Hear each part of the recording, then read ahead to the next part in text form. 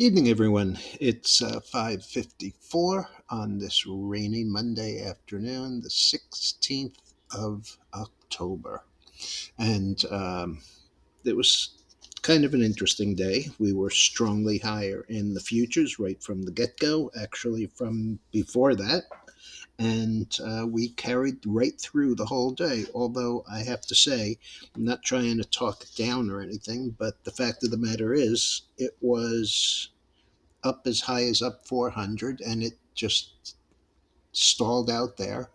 Not that 400 wasn't a respectable gain, but everything just kind of went sideways, and it was fairly obvious because the volume was lighter than it was on Friday. So we have these heavy volume down days, and we have these rallies. um, the market internals were not bad, 5 to 2 up on the NYSE and 2 to 1 up on the Nasdaq, but 4.3 billion is really subpar as far as volume goes. Bottom line was the biggest gainer of the day was the Dow Jones Transports up 276.13 or 1.88%, followed closely by the Russell up 27.32 or 1.59. Um, the Nasdaq up 160 spot 75 1.2. S&P up 45.35 or 1.06, and the Dow up 314 and a quarter 0.93%. All 11 of the S&P sectors were on the positive side, and of those 11, I think 7 or 8 of them were actually up more than a percent. So healthy that way, but you know, leaving something to be desired. Okay, so let's get back to some of the stuff that I mentioned first thing this morning. Lululemon. This is beyond absurdity. It's being added to the S&P 500, and I thought it was excessive because it had already gone from 354 to 357. I thought 400 this morning, up 22, was excessive. So I really feel like an idiot here at 416.64, up 38.95 or 10% on essentially what is meaningless. I mean, stocks go in and out of the S&P 500 all the time. It's true they usually get a pop, but also usually they don't sell for 53 times earnings. So, make up your own mind on that one. Schwab, which was literally uh, down 19 cents after their miss on revenue and beat on earnings, turned around and managed to close 53.72, up $2.39 or 4.7. So not bad there. Um, and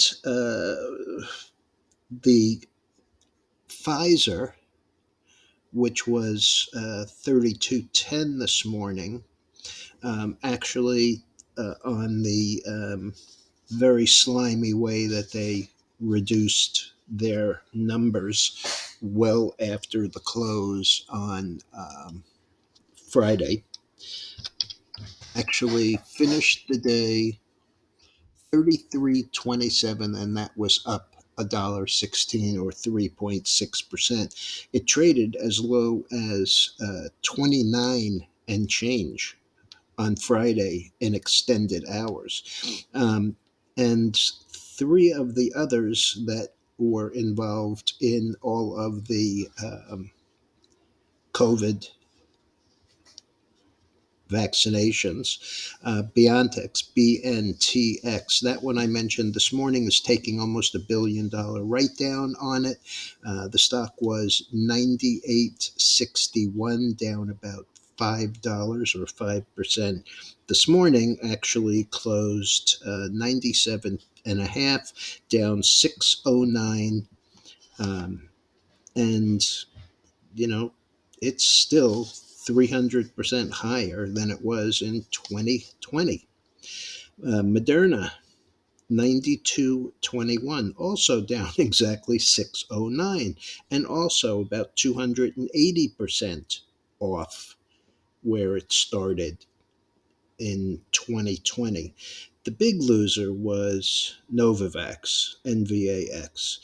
It is $6.63, down 42 cents, or about 6% also. This one started being reversed 1 for 20 right before COVID started. It started at $6.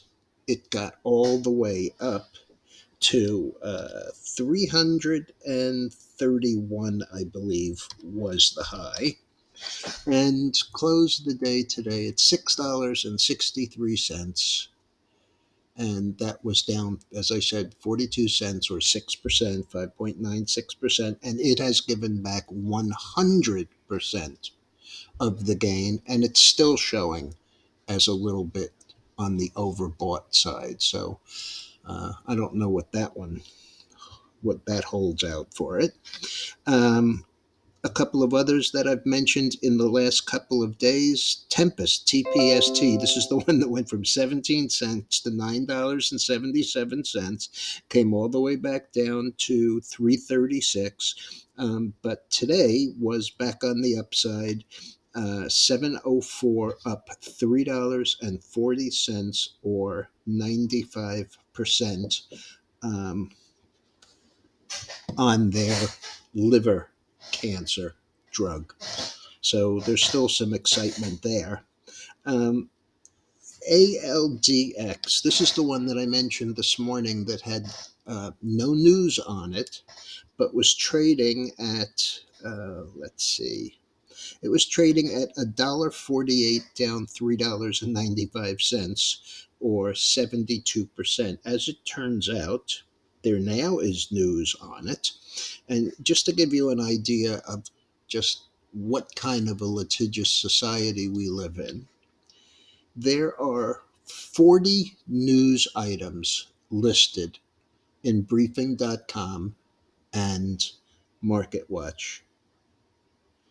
37 of them are law firms soliciting people for their class action suit against the company. So, take that for whatever you want, but they got notification from the FDA in the form of minutes from their last meeting about their dry eye uh, therapeutic, and looking for more information. And clearly that was bad news, although it did rally slightly, closed at $1.83, down 360, or 66%. Just a couple of other names that I happened to see on the tape today that I'll just mention to you. Oatly. Remember that one? What a great idea that was. OTLY. The stock hit $29 after it came out and never turned a profit. Their product is incredibly expensive, and evidently not a lot of people like it, because the stock, after being 29, is back to 66 cents. Another one of those, seemed like a good idea when money didn't cost anything. And it did make a new low on Friday at 62 cents. It was actually up 2 cents today. And last but not least, the one that I mentioned this morning, Rite Aid, going bankrupt. And I guess this is going to save people a bunch of money because they didn't let the stock trade today. Never opened. So maybe I won't have to warn you repeatedly about that one. Okay, tomorrow we have Bank of America, Goldman Sachs, Bank New York Mellon, BNY, Johnson and Johnson, and Lockheed Martin, all reporting before the open. Also before the open at 8:30, we have retail sales and retail sales ex autos. And at 9:15, we have industrial production and capacity utilization. And then I think that we have a couple of other items there just later in the day. Let me just make sure that I have this right. Okay, at 10 o'clock, we have August business inventories, and we also have NAHB housing market index, which is one of those 50 numbers above or below. And the consensus is 45, and the last month's number was 45. And at 4 o'clock, we have the August net long term tick flows. The prior was 8.8 billion. I'm still not sure what that actually is after just being in this business for 55 years. Okay, that looks like about it. The chart on the screen, I think, is probably the most important chart of the day, and that is the bonds, which gave up all of Friday's gain. We rallied hard off this low at 108 and 29/32, so call it 109. We got all the way up to 114 and 10/32, which is 114 and 5/8, not 5/8, yeah, 5/16. And then came down hard on Thursday, down almost two. Then on Friday, we were up 110. And today, we closed down 1 and 14/32, so 1 and 7/16, just under 1.5. As far as the rest of the futures markets, gold was down. It was kind of an erratic day. It was up as high. First, it was down around 85 and a half. Then it rallied to 86.94. Then it came down and made a new low at 85 even. Closed 85.26, down $1.09. Heating oil down 4 cents, gasoline up a half a cent, and nat gas down 12 cents at 311. We had the grains trying to have a little bit of a rally. The only one that succeeded was the soybeans, up $6. The corn was down three and a quarter, and the wheat was down two and a half. Gold, which was lower early. It had a high of 1941.30, came all the way down to 1921.20, and managed to close 1934.30, and that was down just 7.20. And after a $58 day on Friday, that doesn't bother me at all. But I'd like to see how it flattens out in here. Silver, 22.76, down 13 cents. The copper was down a penny. This was nice, though.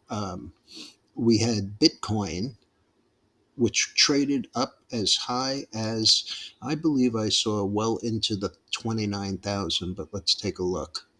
Yeah, traded over 30,000, 30,285, and closed the day up about halfway, 28,575, up 1,700. I guess there's a lot of action. With looks like the SEC is not going to appeal their decision on the um, uh, the SEC's decision on the ETF for spot um, Bitcoin futures. And frankly, I think that's good. It's very bullish here. I mentioned it in last night's letter that this only gives people a higher level of comfort, knowing that there is some degree of there's a big degree of interest. There's a big degree of interest on the retail side, but also people feel like if it's at least somewhat regulated, if they build a structure around what you could do, would be very bullish. Same situation. This was up 6.5%, and the Ethereum also had a big day, up 44. It was up substantially more, though. It was up about 60 on top of that. So it was up over 100. It closed up less than 3%, even though, has had a nice move. And as I said, the bonds were down about 1.5. So there you go. Plenty of earnings, plenty of news for tomorrow. I'll be back first thing in the morning. Hope everyone had a good day.